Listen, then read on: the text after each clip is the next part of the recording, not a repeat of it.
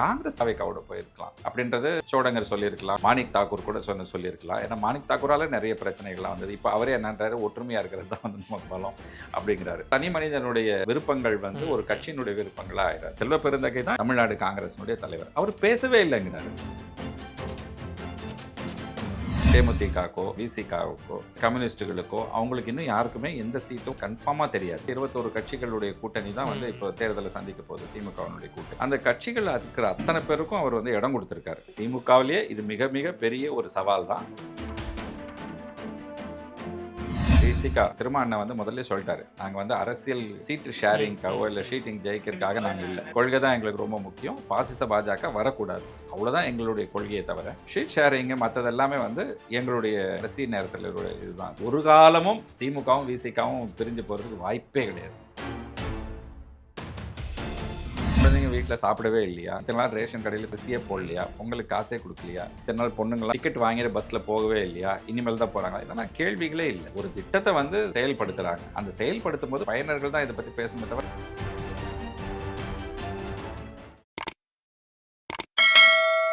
வணக்கம். வணக்கம். தேர்தல் நெருங்கிட்டு இருக்குது. ஸோ கூட்டணி பேச்சுவார்த்தைகள்லாம் முடிஞ்சு இப்போ வந்து சீட் ஷேரிங்கே வந்து நடக்க தொடங்கிடுச்சு. ஸோ இப்போ திமுக என்ன பண்ணுறாங்க அப்படின்னா, காங்கிரஸை அழைச்சி பேசி அது இழுபறின்லாம் செய்திகள் வந்துச்சு. அதுக்கப்புறமா 28 சீட்டு ஒரு ராஜ்யசபா, அந்த ராஜ்யசபாக்கான எல்லா டீட்டெயில்ஸ் எல்லாமே வந்துருச்சு, எந்தெந்த கட்சிகள் யார் யாரை நிறுத்துறாங்க அப்படின்னு. ஸோ இப்போ அடுத்தடுத்த கட்சிகளில் வந்து பேசணும். இப்போ போன தேர்தலில் 25 சீட் கொடுத்தீங்க, இப்போ இந்த தேர்தலில் வந்து 28, 3 சீட் வந்து அதிகப்படுத்திடுச்சு. இப்போ இந்த அதிகப்படுத்துகிற 3 சீட் வந்து திமுக தான் வந்து தனிச்சு நிற்கலாம் அப்படின்ற இந்த தொகுதியை கொடுத்துருக்குதா, இல்லை மற்ற கூட்டணி கட்சிகள்லேருந்து எடுத்து கொடுக்குறாங்களா அப்படிங்கிற ஒரு கேள்வி. இப்போது திமுக தலைவர் திரு மு.க. ஸ்டாலின் ஐயா அவர்கள் வந்து இப்போ ஒவ்வொருத்தருடைய சீட்ஸை வந்து அவர் பிரித்து தந்திருப்பார். அவர் மைண்டில் ஒன்று வச்சுருப்பார். இப்போ வெளியுமே யாருக்கு எவ்வளோ சீட் அப்படிங்கிறது ஓரளவுக்கு கெஸ்ஸிங் தான் இருக்க முடியும். ஆனால் கன்ஃபார்மாக யாருக்கும் தெரியாது. கன்ஃபார்மாக தெரிஞ்சது வெறும் காங்கிரஸுக்கு மட்டும்தான். இப்போ தேமுதிகக்கோ இல்லை விசிகாவுக்கோ இல்லை கம்யூனிஸ்டுகளுக்கோ அவங்களுக்கு இன்னும் யாருக்குமே எந்த சீட்டும் வந்து இன்னும் வந்து கன்ஃபார்மாக தெரியாது. அது அவருடைய மைண்டில் இருக்கும். நிச்சயமாகவே ஏறத்தாழ 21 கட்சிகளுடைய கூட்டணி தான் வந்து இப்போ தேர்தலை சந்திக்க போகுது, திமுகவினுடைய கூட்டணி. அந்த கட்சிகள் இருக்கிற அத்தனை பேருக்கும் அவர் வந்து இடம் கொடுத்துருக்காரு.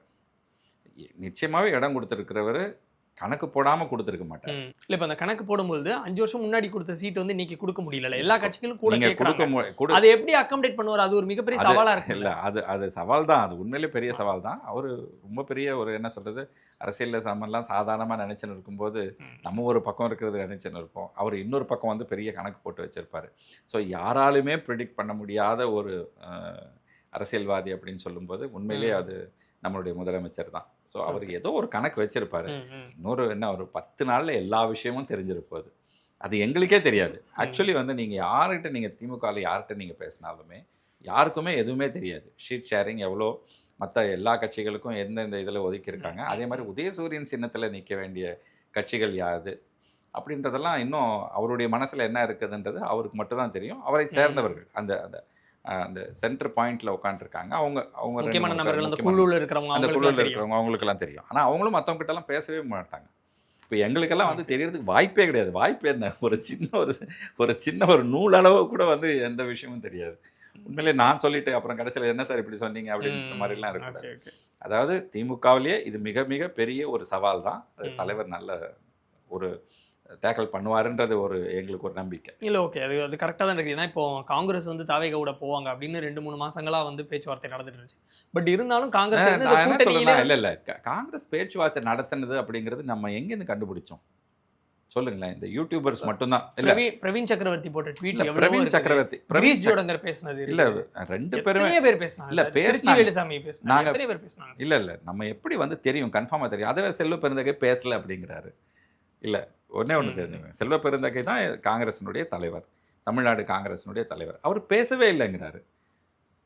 ஆதவ அர்ஜுனா யாருன்னே தெரியாது அப்படிங்கிறாங்க மற்றவங்கெல்லாம். இல்லை, பேச்சுவார்த்தை நடத்தலை, பட் அவங்க வந்து நாங்கள் தாவேக்காவை ஒரு ஆப்ஷனாக வச்சிருக்கோங்கிற மாதிரி அவங்க செயல்பட்டாங்களா? அவங்க செயல்படுறது இல்லை, இல்லைங்க. ஒவ்வொருத்தர் இண்டிவிஜுவல்ஸ் வந்து ஒரு கட்சியில் எல்லாருமே ஒரே மாதிரி இருக்கிறாங்கன்னு சொல்ல முடியாது. அவங்கவுங்களுடைய மாற்று கருத்துக்கள் இருக்கலாம், அபிலாஷைகள்னுவாங்க, அது விருப்பம், அவங்கவுங்களுடைய பர்சனல் விருப்பம் என்ன வேணாலும் இருக்கலாம். தாவேக்காவோட போயிருக்கலாம் அப்படின்றது சோடங்கர் சொல்லியிருக்கலாம். இல்லைன்னா யார் எம்பி மிஸ்டர் மாணிக் தாக்கூர் கூட சொல்லியிருக்கலாம். ஏன்னா மாணிக் தாக்கூரால் நிறைய பிரச்சனைகள்லாம் வந்தது. இப்போ அவரே என்னன்றாரு, ஒற்றுமையாக இருக்கிறது தான் வந்து நமக்கு பலம் அப்படிங்கிறாரு. இதெல்லாம் வந்து தனி மனிதனுடைய விருப்பங்கள் வந்து ஒரு கட்சியினுடைய விருப்பங்களாக ஆயிடாது. இன்றைக்கி நானே வந்து உட்காந்துருக்கிறேன் அப்படின்னா ஒரு கட்சியில் முக்கிய பொறுப்பில் இருக்கிறேன். அந்த பொறுப்பில் பேசுகிறதுனால தான் நமக்கு வந்து எல்லாமே ஒரு பொறுப்போடு பேச முடியுது. பொறுப்பு இல்லாமல் பேசிட்டு இருந்தாங்க. காங்கிரஸ் கட்சி முதல்ல இருந்தவனுங்க அப்படி தான் பேசியிருந்தாங்க. அப்படி தான் சொல்லணும். அது இப்போது மாணிக் தாக்கூர் ஆகட்டும், இல்லை ஷோடங்கர் ஆகட்டும், இல்லை இன்னொரு யார் சொன்னீங்க, மாணிக் தாக்கூர், கிரீஷோடன், பிரவீன் சக்கரவர்த்தி, பிரவீன் சக்கரவர்த்தி, இவங்க 3 பேருமே பேசுறது அவங்கவுங்களுடைய விருப்பம். அது ஒரு கட்சியினுடைய கருத்தாக எடுத்துக்க முடியாது. செல்வப்பிறந்தகை என்னைக்காவது பேசினார் அப்படின்னா உண்மையிலேயே அது ஒரு கட்சியினுடைய கருத்தாக நம்ம ஏற்றுக்கலாம். இல்லை ராகுல் காந்தி பேசுகிறாருனாக்கில் அதை ஏற்றுக்கலாம். அவங்க என்ன பேசுனாங்க, யார்கிட்ட பேசுனாங்க, என்ன ஒன்றுமே நமக்கு தெரியாது. ஓகே, நான் அந்த சீட் ஷேரிங் பற்றி நான் முக்கியமாக கேட்டது எதனால் அப்படின்னா, எல்லா கட்சிகளும் போன தேர்தலை விட இந்த தேர்தலை அதிகமாக வாங்கணும் அப்படின்னு தான் நினைக்கிறாங்க. ஆனால் திமுக ஒட்டுமொத்தமாக அள்ளியும் கொடுத்துட முடியாது. தனிப்பெரும்பான்மையாக ஆட்சி அமைக்கிறதுக்கு எத்தனை சீட் திமுகவுக்கு தேவையோ அது அவங்க ஒரு கணக்கு போடுவாங்க. அதை அலாட் பண்ணிவிட்டு அது போக தான் மற்றவங்களுக்கு கொடுப்பாங்க. இப்போ தேமுதிகங்கிற ஒரு கட்சி கூட்டணி வந்தோடனே அவங்களுக்கு ஒரு 6 சீட்டோ 8 சீட்டோ தனியாக எடுத்து வைக்கணுங்கும் பொழுது அது விசிகாவையும் கம்யூனிஸ்டுகளையும் பாதிக்கும்படியாக இருக்குமாங்கிறது தான் ஒரு நான் முதல்ல பெரிய டிபேட்டாக இருக்கு. நான் அந்த டிபேட்டாக வந்து இது எத்தனை நாளைக்கு இருந்திருப்போது, இன்னொரு 3 நாள் 4 நாளில் தான் இருக்கும். எல்லாம் 3 நாள் இல்லை, அப்புறம் விசிகாவுக்கு கம்மியான சீட் வந்தாலும் அந்த டிபேட் தொடரும் மறுபடியும். ஏன் வந்து விசிகாவுக்கு நிச்சயமாக அவங்க வந்து இப்போது விசிகா அண்ணன் அண்ணன் வந்து இல்லையோ இல்லை தலைவரோ வந்து தனக்கு தானே முடிவு எடுத்துட மாட்டாங்க. 2 பேரும் சேர்ந்து உட்காந்து பேசி அதுக்கப்புறம் தான் அதை அறிவிப்பாங்க. அப்போவே உங்களுக்கு தெரிஞ்சிடும் இது வந்து சேர்ந்து தான் அறிவிச்சிருக்காங்கன்னு சொல்லிட்டு. அதுவும் இல்லாமல் விசிகா அண்ணன் வந்து முதல்ல சொல்லிட்டாரு, நாங்கள் வந்து அரசியல் இந்த சீட்டு ஷேரிங்காவோ இல்லை ஷீட்டிங் ஜெயிக்கிறதுக்காக நாங்கள் எங்களுக்கு கொள்கை தான் எங்களுக்கு ரொம்ப முக்கியம். பாசிச பாஜக வரக்கூடாது, அவ்வளோதான் எங்களுடைய கொள்கையை தவிர ஷீட் ஷேரிங்கு மற்றது எல்லாமே வந்து எங்களுடைய இது கடைசி நேரத்தில் இதுதான் அது. அதனால் அதெல்லாம் ஒன்றும் அதெல்லாம் ஒரு பெரிய என்னது விவாதத்துக்குரிய விஷயங்களே இல்லை. பட் வெளியே நிறைய இப்போ உதாரணத்துக்கு பாஜக காரங்களோ இல்லை மற்ற கட்சிக்காரங்களோ வந்து இப்போ உங்க கூட தோளோடு தோள் நிற்கிற விசிகா வந்து அவங்க தொடர்ச்சியாக சீண்டிக்கிட்டே இருக்காங்க. விசிகா சீண்டுறாங்க அப்படின்னு சொல்லும்போது ஏன் நீங்கள் வந்து 6 சீட்டுக்காக ஏன் நிற்கிறீங்க, உங்களோட பலம் அதிகம், நீங்கள் 10 சீட்டு கேட்கக்கூடாதா, உங்களுக்கு வந்து அது மாதிரி நிறைய சொல்றாங்க. இப்போ சரியான நாற்காலி கிடைக்கிறது, சரியான மரியாதை கிடைக்கிறது இல்லைன்னு அவங்க சொல்லிட்டே இருக்கிறாங்கல்ல தமிழ்நாடு முழுக்க. இல்ல புரியுது, அவங்க புரிஞ்சு பேசுறாங்க, புரியாம பேசுறாங்க. 2வது, நான் இன்னும் கௌரவமான இடங்கள் வாங்கி திமுக கூட நின்னா நான் இன்னும் கெத்தா அவங்கள பார்த்து திரும்ப ரிப்ளை பண்ணலாம்ல. அது கண்டிப்பா இருக்கும். அது அவருடைய எண்ணங்கள் அப்படிதான் இருக்கும். அது கண்டிப்பா வந்து அதை ரெஸ்பெக்ட் பண்ணுவாங்க திமுக. அவ்வளோ சீக்கிரமா வந்து திருமாவளவனை விட்டு கொடுக்க மாட்டாங்க. அதுவும் இல்லாமல் திமுக வந்து ஒரு காலமும் திமுகவும் விசிகாவும் பிரிஞ்சு போறதுக்கு வாய்ப்பே கிடையாது. தேமுதிகவும் வந்து கட்சிக்குள்ள இணைக்கிறாங்க. அப்புறம் ஓபிஎஸ் வந்தாருன்னா அவரையும் இணைச்சிக்கிறாங்க. ஒரு கட்சியில கூட்டணிக்கோ அதான் முதல்ல வரும்போது நம்ம தடுக்க மாட்டோம் தான். ஆனா இப்ப திமுக என்ன நினைக்குதுன்னா, யாரெல்லாம் என்னை எதிர்த்து அரசியல் பண்ணீங்களோ, என்னை எதிர்க்கிறதுக்காகவே கட்சி ஆரம்பிச்சிங்களோ, உங்க எல்லாரையும் நான் என் பக்கமே வர வைக்கிறேன் பாக்குறீங்களாங்கிறத காட்டுறதுக்காக இதை பண்றாங்களா? அது என் பக்கமே வர எல்லோருக்குமான தமிழ்நாடுன்னு தான் சொல்ல, எல்லோருக்குமான முன்னேற்றம் தான் சொன்னார் அவர்.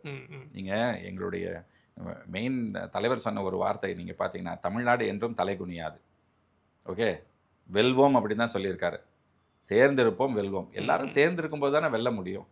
அது ஏன் போயிட்டு சின்ன சின்ன விஷயங்களுக்காக ஒரு முதல்வராக இருந்தவரே 3 தடவை முதல்வராக இருந்தவரே வந்து திமுகவில் வந்து இணைஞ்சிருக்கிறார் தன்னை அப்படின்னு சொல்லும்போது அதனுடைய கொள்கையை ஈர்த்து தானே வந்து இணைஞ்சிருக்காரு.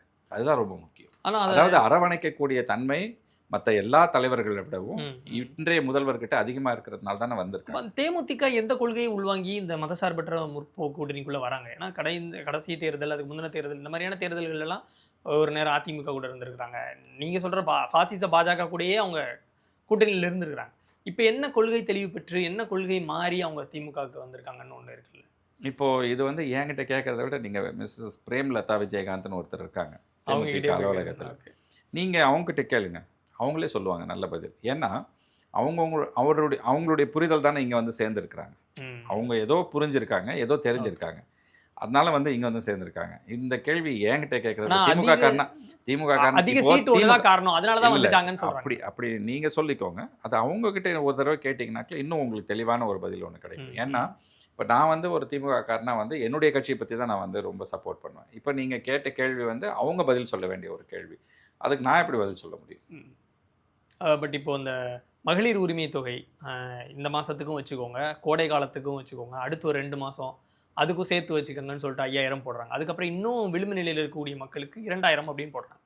அப்போது ஒரு பத்திரிகையாளர்கள் எழுப்பக்கூடிய கேள்வி என்ன இருக்குது அப்படின்னா, 5 ஆண்டுகள் சிறந்த ஆட்சி பண்ணியிருக்கிறோம் அப்படின்னு திமுக சொல்கிறாங்க. நிறைய திட்டங்கள் கொண்டு வந்திருக்கிறத அவங்க சொல்கிறாங்க.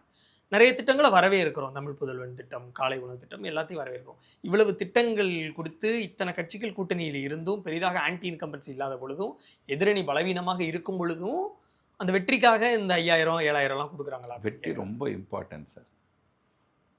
ஒரு மனிதனுக்கு நம்ம திட்டத்து மேலேயே நம்மளுடைய இல்ல நம்ம ஆட்சி மேலே நமக்கு நம்பிக்கை இருந்தா நம்ம இதை பண்ணுவோம். அது நான் வந்து ஆட்சிக்காக அப்படியெல்லாம் நான் வந்து சப்போர்ட் பண்ண வரல. ஆனா வெற்றி அப்படின்ற ஒரு விஷயத்தை நீங்க சொன்னதுனால சொல்றேன்.